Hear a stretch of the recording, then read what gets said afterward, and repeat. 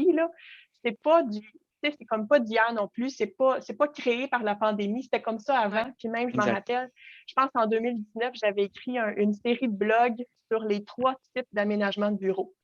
Bureau fermé, aire ouverte et espace collaboratif. C'est vraiment les trois différents types d'aménagement. Fait que c'était déjà enclenché ce processus-là pour différentes entreprises, pas toutes. Fait que c'est un principe qui est quand même avantageux pour les entreprises parce que ça leur permet une économie d'espace. Hein? Quand on est en poste partagé, ben, on n'est pas obligé d'avoir un poste par employé. On peut réduire ce ratio-là parce que ce n'est pas tout le monde qui est là en même temps.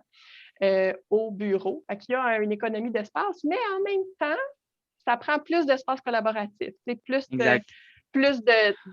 d'endroits pour se réunir puis travailler informellement, je dirais, là, soit en salle de rencontre, en lounge, des salles de rencontre, il y en a plein de sortes. Là. Il y en a debout, il y en a assis, il y en a en fauteuil plus lounge, relax, il y en a à air ouverte.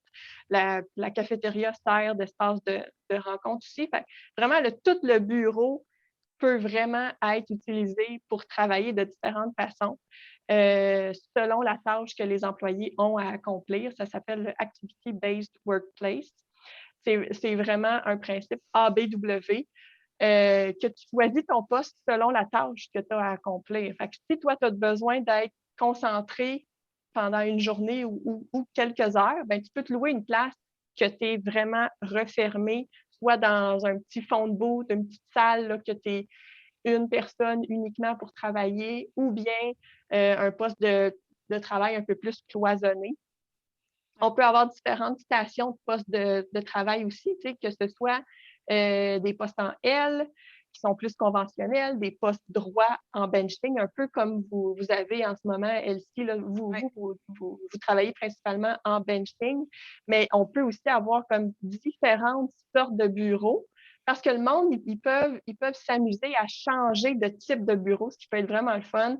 On peut avoir des postes à 120 degrés qui est vraiment dynamique comme façon de travailler. Les postes à 120 degrés, là, ça fait vraiment une belle dynamique parce que le visual connectivity il est très important dans le travail d'équipe. Quand on travaille en benching, on voit juste les personnes en avant de nous, puis on voit des dos de gens. Quand on travaille en poste à 120 degrés, notre visual connectivity avec les autres personnes est vraiment optimisé. Fait que le travail d'équipe de se voir pendant qu'on travaille est vraiment mieux. Un espace peut être utile pour faire plus qu'une chose. Si moi, je travaille sur exemple, moi, je suis au niveau des ventes, donc je vais aller dans le fond de booth pour faire plein d'appels, mais pendant ce temps-là, il y a quelqu'un qui était à la place où j'étais, qui va pouvoir travailler sur plus justement pour se concentrer avec un fond de booth ou un espace privé peut avoir plusieurs fonctionnalités basées sur le type de travail qu'on fait. Puis, ça amène de l'autre côté la flexibilité des équipes de travail. Parce que, exemple, Stéphanie parlait de justement d'avoir, exemple, vous travaillez pas mal en bench. De d'autres espaces, des espaces qui sont plus justement en teamwork. Tu sais, souvent, ce qu'on va faire, c'est que ça va donner l'opportunité de dire, OK, ben, toute l'équipe de vente, on se rejoint à telle place, on va aller dans cette section-là et on va faire même si c'est un espace qui habituellement est pour travailler et se concentrer, mais si j'ai 5 vendeurs dans cet espace-là, ben, est réservé. J'ai 5 vendeurs, sont au téléphone, c'est loud, puis c'est bien correct parce que l'équipe a réservé cet espace-là. Fait que ça, c'est super intéressant, ça amène la flexibilité, mais qui dit flexibilité dit défi. Parce que là, il faut gérer toute cette merveilleuse, ce merveilleux melting pot. Donc, c'est là où on va justement avoir un gros défi au niveau de la collaboration. On s'entend, ça, c'est le mot le plus le mot le plus surutilisé qui n'a jamais été inventé, qui ne veut rien dire, mais qui amène le plus gros mal de tête dans l'industrie parce que, justement, on veut tout collaborer d'une différente manière. On va parler dans les espaces comme la vôtre, j'imagine, il y a beaucoup d'espaces où on a un gros whiteboard, où on veut mettre des post-it, on veut parler de ces portions-là. Des scrum, ouais. Exactement, des scrum meetings. De l'autre côté, on a des espaces où on veut collaborer, mais en réalité, on veut juste collaborer sur un document ou sur un projet ensemble avec nos headsets, avec notre musique, puis on fait juste collaborer.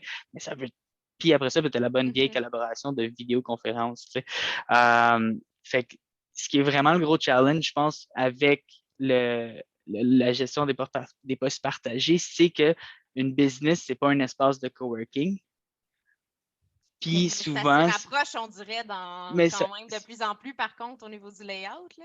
Exactement, mais le layout versus, parce qu'un espace de coworking, ça a sa propre culture. Tu rentres, il y en a plusieurs compagnies qui font ça, puis tu rentres, puis tu as cette vibe-là. Il faut que quand tu vas travailler chez OpenMind, ça a l'air de je veux travailler chez OpenMind, je ne veux pas travailler chez moi, je ne veux pas travailler chez WeWork, whatever. Puis tu ne veux pas avoir le feeling de bibliothèque. Le nombre de places que je rentre, c'est du coworking, puis je travaille là, puis j'ai l'impression de déranger tout le monde parce qu'il n'y a pas de culture. C'est super important. C'est pour ça que oui, il y a la technologie, oui, il y a le type de design et tout ça, mais il faut marier tout ça pour justement que ça fit comment vous voulez travailler. En technologie, on parle tout le temps de dire on va s'adapter à la technologie pour pouvoir permettre de faire ce qu'on veut faire. Mais en réalité, c'est faux. C'est l'inverse. Tu dois choisir la bonne technologie pour faire en sorte que justement l'usage des employés, des utilisateurs, fonctionne pareil. Tu parlais de culture d'entreprise, tout ça, puis c'est vraiment ça qui est la nouvelle raison d'être du bureau, parce que là, depuis plus qu'1 an, on est en télétravail principalement, là. Puis je pense que ça va bien pour plusieurs entreprises, mais il faut donner une raison d'être au bureau maintenant, le pourquoi qu'on veut y retourner. Quelques employés ils ont vraiment hâte d'y retourner parce qu'à un moment donné, travailler tout le temps chez soi, tu peux plus. Tu as besoin de sortir puis voir du monde, tout ça. Mais pour ramener vraiment tout le monde, au moins minimum quelques jours semaine au bureau, ben il faut justement montrer que le bureau est vraiment le vecteur de la culture de l'entreprise, tout ça. Fait que vraiment, il va falloir comme pousser un petit peu plus le concept et la transmission de cette culture-là pour que ça l'imprègne vraiment le bureau. Puis, comme justement, comme tu disais, Pierre-Alexandre, il ne faut pas se sentir aller dans un WeWork ou même dans une autre entreprise. Il faut vraiment que ça soit imprégné open mind pour que les gens aussi aient un sentiment d'appartenance. Que ça soit comme un hub rassembleur de toute l'équipe. Quand on va réserver des bureaux, on va réserver des salles de conférence, mais on va aussi réserver carrément des espaces dans la cafétéria où tu as 3 places avec une petite télé qui a un petit 32 pouces, qui a un système de vidéoconférence là-dessus. Donc, on est 3 à une banquette ou quoi que ce soit. Donc là, ça va faire en sorte que, oui, on amène la personne, mais ce n'est pas dans un espace trop grand pour rien.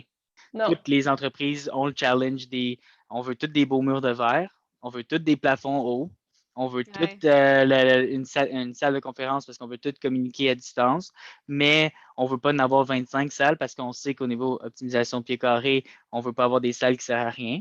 Non. Fait que là, c'est plus ça, justement. Puis c'est dans le concept de salle hybride, de collaboration hybride, on va avoir justement, on parlait tantôt d'un des gros avantages, c'est d'avoir une multifonction. Donc, une salle qui a plus qu'une utilité, ben c'est le même principe, un bureau, mais c'est le même principe au niveau des salles. Maintenant, ce qu'on avait vu avant la COVID, c'était des petites salles comme je suis, c'était des salles de type huddle, donc 2-3 personnes dans la salle fermée pour ne pas déranger. Maintenant, ces salles-là, avec la distanciation, avec les nouveaux challenges qu'on a, ben, c'est devenu carrément, puis avec le besoin criant de salles podcast, parce que tout le monde veut faire son propre marketing in-house, ben, qu'est-ce qu'on fait pour ça? Est-ce qu'on est capable de faire une salle de type podcast et de salle de conférence? Est-ce que c'est des choses qui se font? Oui. Maintenant, comment pour que ça fitte justement l'industrie? Parce qu'il y a des gens qui disent je veux faire des podcasts, mais en réalité, je veux faire des Zooms que j'enregistre. Il y a d'autres qui disent je veux faire des vrais podcasts de style, nomme-les, il y en a combien, là? Qui ont le layout et tout le kit. Ben là, c'est sûr de faire la vidéoconférence dans un environnement même, c'est un peu moins agréable. Tout ce qui est capacité, ratio, tout ça, du nombre de bureaux à prévoir par rapport à votre nombre de joueurs, on va pouvoir l'évaluer ensemble. C'est un programme fonctionnel et technique qu'il faudrait monter avec toutes les habitudes que vous avez, que vous allez avoir en télétravail par rapport, dépendamment du département, dépendamment des habitudes de chacun aussi, du mode de télétravail qu'ils veulent avoir. Fait qu'il faut tout voir combien de personnes maximum qu'il peut avoir par jour dans vos bureaux. Puis là, avec on s'est ça, rendu compte, c'est un beau défi, là, parce qu'il y ouais. a certaines journées dans notre cas qui sont très populaires, puis c'est ces journées-là que tout le monde vient. Oui, c'est ça. C'est ça. Ben, Mais en même temps, il y a quand même, comme on parlait, il y a des espaces qui peuvent avoir plusieurs fonctions. Si on va travailler là une journée qui a plus d'employés que de capacité, ben, il y a certains espaces collaboratifs qui peuvent se transformer en aires pour travailler. Fait que, il y a quand même lieu d'avoir une certaine flexibilité là-dedans, que ce soit des banquettes très confortables là, sur lesquelles on peut travailler, des salles de conférence qui peuvent se transformer en aires de travail benching, qui peuvent avoir deux vocations, tout ça. Fait qu'il y a quand même lieu de ça que les espaces collaboratifs servent pour travailler aussi. Fait que ça, mais ça, il faut vraiment l'évaluer, puis c'est pour ça que c'est important de regarder de votre côté comment vous fonctionnez. Puis s'il y a quelques fois que tout le monde est là en même temps, c'est important de le savoir pour bien l'adresser puis le planifier comme ça aussi, là.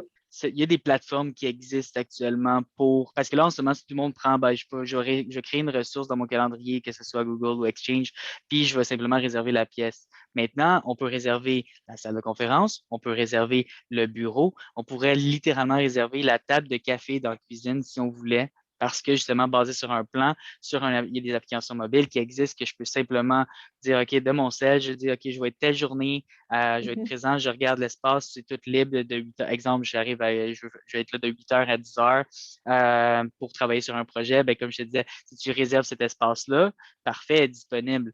Si on dit on veut respecter les règles d'hygiène ou quoi que ce soit, ben on dit OK, parfait, à place de remplir le petit papier que personne lit, ben tu pourrais carrément prendre un survey directement dans la plateforme, dire de ton cell, OK, je suis là, non, j'ai pas de symptômes, non, tout ça, parfait, je le rentre, puis ça te donne un QR code pour rentrer dans le building. Puis là, après ça, tu arrives à ton espace, tu check-in, puis tout se fait de ton cell, tu touches à rien, tu rentres, prends ton laptop, tu te plugues, parce que là, ça, c'est l'autre affaire. Maintenant, on a un laptop, on a un multifonction. Là, on travaille généralement minimum à 2 écrans, des fois 3. Là, comment est-ce qu'on gère tout ça pour que ça me prenne pas 20 minutes? Parce qu'un des gros challenges que je vois, puis j'entends tout le temps, c'était ça. C'est pourquoi j'irais travailler au bureau, ça va me prendre 25 minutes, je vais me faire déranger, je ne serai pas capable de travailler comme il faut, comme je suis chez nous. Puis c'est vrai parce qu'on a créé notre bulle, on a adapté notre espace pour être confortable. Tu sais, on en parlait un petit peu avant l'appel. Les gens disent, mais là, moi, je veux mon écran à telle hauteur. Là, je veux mon écran à telle hauteur. Il y a des gens qui travaillent debout, il y a des gens qui travaillent assis. Bien, ça, toute cette information-là se prend en avance, puis on est capable de dire, bien, dans cet espace-là, c'est une place où les bureaux sont ajustables. Dans cet espace-là, c'est des bureaux fixes qui ne sont pas louables parce qu'il y a des gens qui vont être, on s'entend, là, moi, j'ai des techniciens qui sont 100% au bureau. Mes vendeurs sont 100% à distance. Mais mon customer service, il est un peu des deux. Fait que, tu sais, c'est correct parce que justement, chaque rôle basé sur la business va être différent. Fait qu'il y a des gens qui vont être 100% au bureau, puis c'est correct, mais cet espace-là, tu la laisses de même. On est capable de réserver des zones. Ça, c'est les ventes. On les met dans le coin où c'est le plus loin parce qu'ils sont bruyants. Ça, c'est le coin où les gens sont tous avec leur headset. Faut qu'on les met dans un espace où il y a de la musique d'ambiance, où il y a peu importe, comme on est capable de vraiment tout gérer ça. Puis il y a des plateformes qui sont capables de faire ça parce qu'avant, tu avais le bon vieux, tu réserves des salles. Après, c'est pas mal ça. Puis là, le 3 quarts du monde ne le faisait pas parce que c'était trop compliqué, parce que là, il faut que j'aille dans mon Exchange. Là, après ça, il faut que je prenne la ressource. Puis je ne sais pas c'est quoi le nom de la salle. Je ne sais pas trop de ça. Fait que, visuellement, si tu as ton cell ou ton ordi, puis tu es capable de dire ce bureau-là, je veux. Puis il est disponible, great, parce qu'il est vert, ben, tu le prends, puis c'est tout. Quelqu'un est plus anxieux par rapport à la COVID parce qu'il y en a, j'imagine, dans votre équipe qui sont plus anxieux, d'autres moins, tout ça. Mais il peut s'arranger pour réserver un poste un peu plus cloisonné, en s'assurant qu'il n'y a pas nécessairement quelqu'un directement à côté de lui.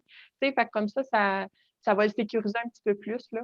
Ce que j'ai remarqué, c'est dans les grosses, par exemple, les grosses entreprises comme les villes ou quoi que ce soit, eux, ils ont carrément scindé parce que, encore une fois, c'est très, très, très, il y a des confidentialités, il y a des Pour la affaires de même que tu veux confidentialité, ouais. exactement, tu sais, tu veux t'assurer de ne pas mélanger.